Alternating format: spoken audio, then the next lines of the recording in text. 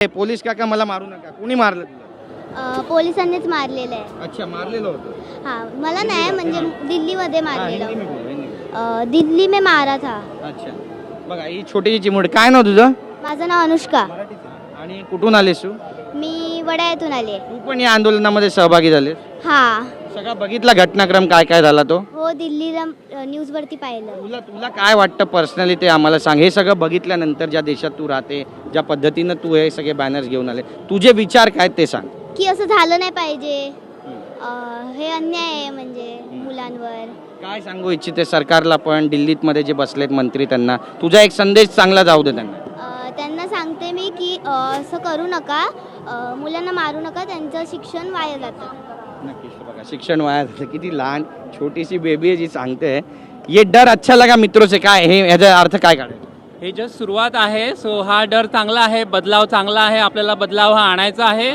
मित्रांपासून friends हे changes खूप चांगले आहेत आणि हे चेंजेसने आणलेले आहेत ते पुढे असेच चालू राहणार आहेत. हे जस्ट सुरुवात आहे. हा बघा, हा एक बॅनर या ठिकाणी आहे जो अत्यंत बोलका आहे. माझी मुलगी मला बोलली, पप्पा मोर्चामध्ये आपल्याला पण दिल्ली सारखं मारतील. मी तिला बोललो नाही मारणार, कारण मोर्चाचं नेतृत्व ठाकरे करतात. ठाकरे बंधूंकडून इतकी अपेक्षा आहे? अजून दुसरा कोणाकडून ठाकरेंकडून फक्त महाराष्ट्रासाठी नाही तर पूर्ण देशाकडून अपेक्षा आहे. तर कारण की आमची अपेक्षा आहे की त्यांनी पुढे महाराष्ट्राचं तर नेतृत्व ते करतीलच, पण तर त्यांच्यामध्ये एवढी धमक आहे की ते देशाचं नेतृत्व करू शकतात. आणि जर पडले नसते तर या आंदोलनाला दिशा मिळाली नसती असं पण म्हणावं लागेल का?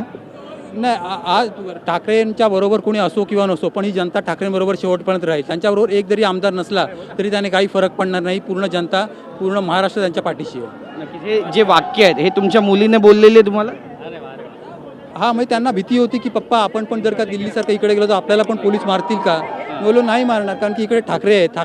ठाकरेंनी फक्त पोलिसांना पण आदेश दिलेले आहेत की इकडे अशी दिल्लीसारखी मस्ती करू नका, कारण की हा महाराष्ट्र आहे, ही मुंबई आहे. मुंबई म्हणजे ठाकरे, ठाकरे म्हणजे मुंबई. नक्कीच. बघा एक आणखी एक या ठिकाणी बघा पेपरवर लिहून आणलंय, अभी तो सिर्फ एक विकेट गिरी है, सबका नंबर आएगा, जय हिंद. अंपायर आहे तुम्ही? समजू शकता. जनता अंपायर आहे का असं विचारायचं मला. हा, तेही बोलू शकता. आता हे बघताय तुम्ही, हा जनतेचा जो आक्रोश आहे, विस्फोट आहे, तो बाहेर येतोय. आता जे जंतर मंतरवर आपल्याला जे आंदोलन पूर्णत्वास झालेलं आहे त्याचा आपल्याला फायदा झालेला आहे. एका अर्थी जेनझीने पुढाकार घेऊन जे आंदोलन पुढे गेलं होतं, सोनम वांगचुक आहेत आपले, त्याला योग्य दिशा मिळाली. एक राजीनामा मिळाला आहे आपल्याला. बरं, धर्मेंद्र प्रधान यांचा तर राजीनामा झाला, त्यांची विकेट पडली. आता पुढची विकेट कुणाची पडेल असं वाटतं? खूप आहेत लाईनमध्ये. भ्रष्टाचार काही कमी नाही आहे, सगळ्यांना माहीत आहे. इथे जसं आपलं इन्कम टॅक्स डिपार्टमेंट आहे, हेल्थ डिपार्टमेंट आहे, आपलं इथेनॉल पेट्रोलचं सगळ्यांना आपल्याला माहीत आहे काय चाललंय ते. तर एक एक नक्कीच बाहेर पडेल जर हाच आक्रोश कंटिन्यू राहिला तर. नक्कीच. आपण पाहतो बघा आपली भूमिका या ठिकाणी मांडलेली आहे.